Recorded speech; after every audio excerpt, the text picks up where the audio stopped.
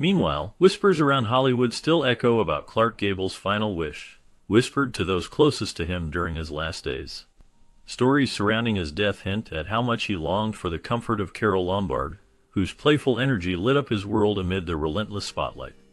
Even as he carried the burden of fame and personal battles that shaped the man behind the iconic mustache, Gable stayed true to the promise he made in quieter moments with Lombard. After her fatal plane crash shattered their bond, no glitter or celebration dulled his devotion. Recent findings confirm that Clark did not randomly choose his resting spot. He purposefully secured a place beside Carole at Forest Lawn, hoping their devotion would be immortalized in stone and memory. The story twists through moments of joy and heartbreak as his career soared, and his private life endured loss. Sparse letters and diary entries suggest Gable's longing stretched far beyond the lights, driving his determination to spend eternity as close as possible to Lombard, creating one of Hollywood's most poignant testaments to love, while inspiring generations eager for a glimpse behind the glamorous facade. Although Clark Gable entered the world in 1901, his path to stardom began quietly with his parents, William Henry Will Gable and Adeline. Because his family considered naming him Clark Billy, there was some uncertainty about what his full name should be. Finally, they chose to call him Clark Gable, after his father. During those years, it was fairly common for children to be named after their parents, often as a way to carry on family tradition. Clark's upbringing was marked by both Catholic and Protestant influences, reflecting the family's diverse spiritual background. This blend of faiths shaped his early environment as much as his heritage did. Tracing back through his ancestry, Clark carried roots from Pennsylvania, Belgium, Germany, and the Netherlands, which gave him a sense of connection to multiple cultures and communities. When it came time to officially record his name, a clerical mistake nearly altered his identity. The error almost led to his name being documented incorrectly on official paperwork. Fortunately, the problem was discovered just in time, and his proper name was restored, allowing him to eventually grow up with a name that would become famous on stage and screen. Meanwhile, Clark Gable faced a very difficult start in life that set the tone for many of his later habits and attitudes. Because he lost his mother when he was only 10 months old, Gable grew up feeling uncertain about who he was and where he belonged. These feelings of being lost were doubled by the questions he had about church and belief, since his mother's absence left a gap where he might have found comfort or guidance in religion. In his younger years, Gable discovered a strong passion for literature, often escaping into books whenever he could. Reading offered him a way to move beyond the sadness and confusion that followed him. Yet, Gable developed peculiar habits that may have arisen from his childhood traumas and anxieties. For example, he struggled with an intense fear of germs. While many people like to relax in a warm bath, Gable never took baths, believing them unsanitary. Instead, he insisted on taking several showers each day to feel clean and safe from illness. His unusual hygiene routine became well known and reflected just how much his early hardships shaped his behaviors as an adult. Clark Gable's dental health was poor throughout much of his life. By the age of 32, he had many fake teeth due to a severe gum infection. This condition affected his professional life, particularly during the filming of Gone with the Wind, when his co-star, Vivien Leigh, often complained about his bad breath. Despite these challenges, Gable's acting career took off thanks to the encouragement and financial support from his family. His grandfather, who left him an inheritance, played a pivotal role in enabling Gable to pursue acting in Hollywood. Gable's first wife, Josephine Dillon, was also instrumental in his early career. She not only provided him with the necessary training to hone his acting skills, but also offered financial assistance, helping him navigate the early stages of his Hollywood journey. Clark Gable's first marriage to Josephine Dillon was rooted more in professional considerations than romantic affection. Josephine, a drama coach, played a significant role in Gable's early career. She was much older than him and provided him with the guidance and financial support he needed to break into Hollywood. At the time, Gable was struggling to gain recognition, and his marriage to Josephine gave him the stability and connections necessary to advance his career. Despite the practical nature of their relationship, the marriage was not without its challenges. Eventually, Gable and Josephine divorced, and his second marriage followed soon after. His second marriage was influenced by a desire to secure a wealthier and more influential partner who could help further his career. Gable's ambition drove him to seek out a wife who could provide him with the financial resources to navigate the demanding Hollywood industry. This second marriage was motivated less by love and more by the pragmatic need for a powerful ally in the entertainment world.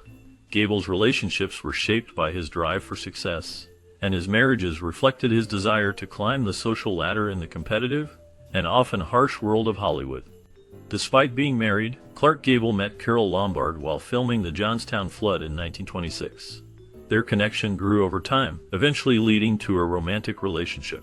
Gable's marriage had already ended in divorce, and after his second divorce, he married Lombard, the love of his life. Their bond became one of Hollywood's most celebrated romances. Gable, a highly versatile actor, initially gained fame for his portrayal of antagonistic characters. His first significant breakthrough came in 1931 with his role in The Painted Desert, where he portrayed a rugged, tough character, setting the stage for a series of villainous roles. However, Gable's true talent was soon revealed when he broke free from being typecast as a bad guy. His performance in It Happened One Night in 1934, a romantic comedy, showcased a different side of his acting skills, and earned him the Academy Award for Best Actor. This marked a turning point in his career, proving that Gable was capable of much more than just playing villains. His on-screen charisma, combined with his off-screen charm, made him one of the most beloved stars of his era, and his partnership with Lombard only enhanced his fame. Clark Gable's rise to fame was not a straightforward path, as his early years in Hollywood saw him working in lesser roles before he achieved significant recognition. His success in the industry included a variety of different roles, from small parts in films to more prominent positions that earned him his reputation as the King of Hollywood. Early on, Gable worked as a stage gigolo, which played into his on-screen persona of the charming, virile man that audiences loved to watch. His appeal grew as he attracted attention from influential women, including Pauline Frederick, an older actress and socialite who played a significant role in helping him land more prominent roles in Hollywood films. These relationships were not only personal, but also helped him network within the industry, setting him on the path to greater success. However, one of the most intriguing aspects of his personal life involved his secret affair with actress Loretta Young. Together, they secretly fathered a daughter, Judy Lewis, though the child's existence was kept hidden for many years. The affair itself, and the subsequent birth of their child, was a carefully guarded secret, as was common in Hollywood at the time. It wasn't until years later that Judy Lewis learned the truth about her parentage, making it one of the most notable hidden stories in Hollywood history. Gable's private life, filled with secrets and complex relationships, was just as fascinating as his on-screen performances, and it only added to the intrigue surrounding his persona as one of Hollywood's leading men. Clark Gable's affair with Loretta Young is one of the most notorious in Hollywood history. The affair resulted in a secret daughter, Judy Lewis, whom Young kept hidden for many years. Gable had pressured Young into an unwanted pregnancy, and in a bid to protect their careers, she chose to keep the child a secret. This affair, along with the circumstances surrounding their secret daughter, was one of the darkest chapters of Gable's personal life. In 1939, Gable married Carole Lombard, a union that would become one of the most iconic marriages in Hollywood. The couple's relationship was a stark contrast to Gable's affair with Young. Their marriage was marked by genuine affection, with both partners showing deep love and mutual respect for each other. After the success of Gone with the Wind, Gable was finally able to divorce his second wife, allowing him to marry Lombard. Tragically, Lombard died in a plane crash in 1942, just a few years into their marriage, which deeply affected Gable for the rest of his life. Following the tragic death of his wife, Carole Lombard, in a plane crash in 1942, Clark Gable's grief led him to enlist in the Army Air Corps. Despite the concerns of his studio, MGM, he served with distinction during World War II, driven by a sense of duty and patriotism. Gable's time in the military was marked by bravery, and he survived a close call when a bullet passed near him while stationed in Germany. His commitment to the war effort stood in contrast to the glamorous image he held in Hollywood. What many did not know at the time was that Gable struggled with dyslexia, a condition he kept private throughout his career to avoid any potential damage to his public persona. This difficulty with reading may have contributed to some of his challenges in working with scripts, including his experience with Gone with the Wind. The novel, famously gifted to him by Lombard, was especially challenging for Gable due to his dyslexia, adding an additional layer of complexity to his portrayal of Rhett Butler. Despite his struggles with dyslexia, Gable's career flourished, and he became one of Hollywood's most iconic figures. His service during the war, and his ability to overcome personal challenges demonstrated his resilience both on and off the screen, making his legacy all the more impressive. Clark Gable, an iconic actor of his time, was intensely concerned with his reputation and public image, particularly regarding his masculinity. He was wary of participating in activities that could be seen as unmanly or that might tarnish his tough guy persona. For instance, Gable avoided reading, believing that intellectual pursuits could undermine the image of strength and ruggedness that he had carefully cultivated. This reflects the gender norms of his era, where men were often expected to be stoic, strong, and physically capable, and any deviation from this ideal was often viewed with suspicion or disdain. Interestingly, Gable's image was not only important to his fans, but also attracted attention from the political world. Adolf Hitler, the leader of Nazi Germany, was known to be a fan of Gable's.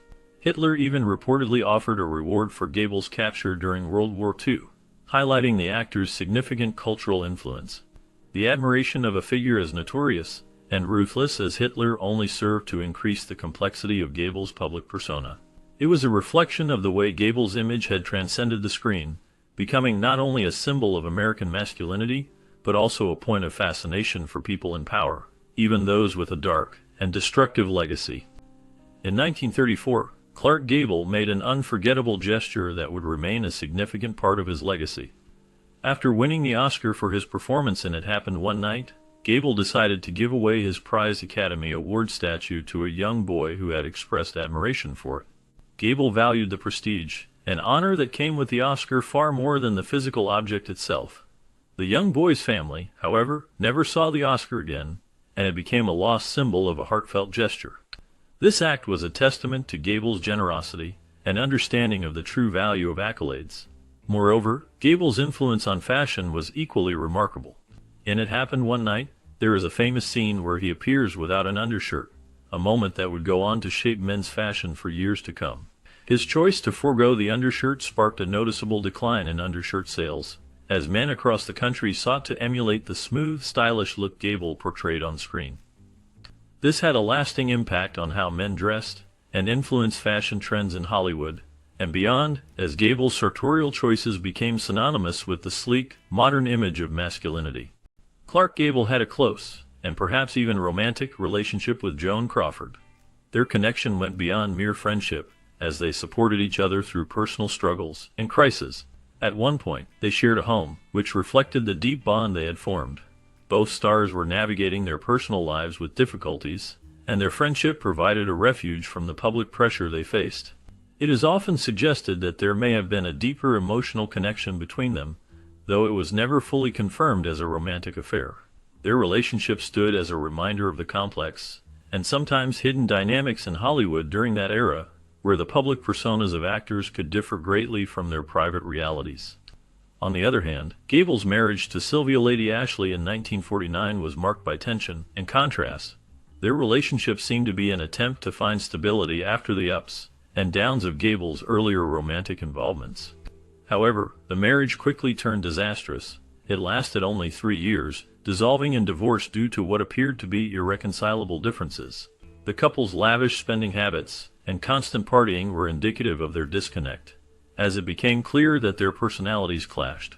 This short-lived marriage illustrated Gable's ongoing struggles to find lasting happiness in his personal life, despite his massive success in Hollywood. The failure of his union with Lady Ashley further highlighted the challenges he faced when it came to forming lasting, meaningful relationships. Among the many chapters in the life of Clark Gable, his near marriage to Nancy Davis stands out. Before Davis became known as Nancy Reagan, she and Gable were close. This relationship had deep emotional roots, showcasing Gable's romantic side as well as his respect for her life choices. Though they never tied the knot, Gable was supportive of her decision to marry Ronald Reagan, a man who would eventually rise to become a significant political figure as First Lady. This respect for her choices highlights Gable's character and integrity, even in the often tumultuous world of Hollywood. During his career, Gable also had a fleeting romance with Grace Kelly, another giant of the silver screen. Their relationship was filled with the glamour of Hollywood, but was brief. It came to an end amicably when Gable shifted his focus to filming The Mambo. His relationships often garnered media attention and showcased the high-profile nature of his personal life. Gable's interactions with these powerful women reflect not just a side of his romantic life, but a glimpse into the complex nature of relationships in an era when Hollywood was theater to both professional and personal dramas. Although Clark Gable was known for his roles as a romantic lead and a symbol of Hollywood glamour, his personal life revolved around a search for happiness through relationships and family. After several rocky marriages and high-profile affairs, Gable married Kay Williams in 1955. With Kay, Gable found a kind of peace that had escaped him in earlier years, settling into the rhythms of family life and taking on the role of stepfather. He enjoyed being part of a blended family, which brought him contentment he had not previously experienced. Up to this point, despite his popularity and the number of women in his life, Gable had no legitimate children. In the late years of their marriage, Kay Williams became pregnant, giving Gable hope of finally experiencing fatherhood. However, fate intervened, and Gable died in 1960 before his son was born. This left a bittersweet legacy, as Gable never met his son, and the long-awaited fulfillment of being a biological father came too late for him to enjoy. Throughout his life and career, Gable's story reflects the complexities of celebrity, longing, and the search for genuine connection amid the glare of public attention. Later in life, Gable dedicated himself to the challenging role in the film The Misfits, where he worked alongside Marilyn Monroe.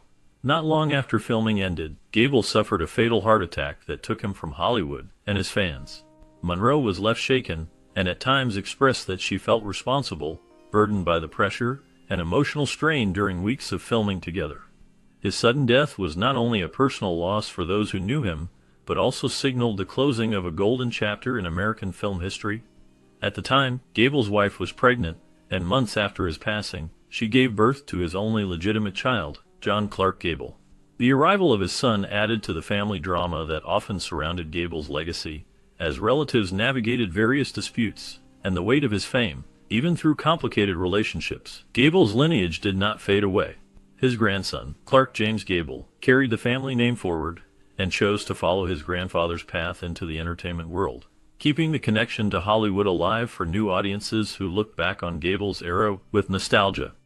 Clark Gable's legacy as the King of Hollywood remains one of the most iconic and enduring in the history of cinema. Gable's massive influence on the film industry is intertwined with the glamour and sophistication of Hollywood's golden age.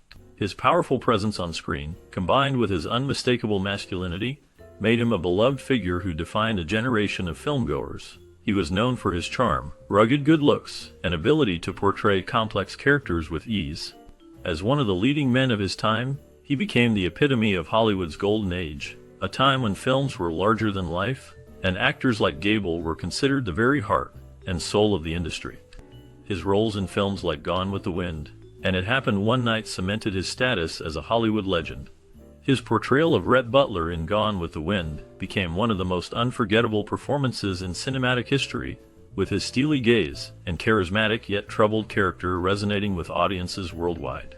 As the epitome of masculinity, Gable set a standard for leading men that would influence generations of actors to come. His legacy continues to serve as a benchmark for what it meant to be a true Hollywood star. Today, Gable's name still echoes through the halls of Hollywood, reminding us of an era when actors were larger than life, and the silver screen was a magical escape from reality. Gable's contributions to the entertainment industry helped define the golden age of cinema, and his enduring image as the King of Hollywood stands as a tribute to his lasting impact.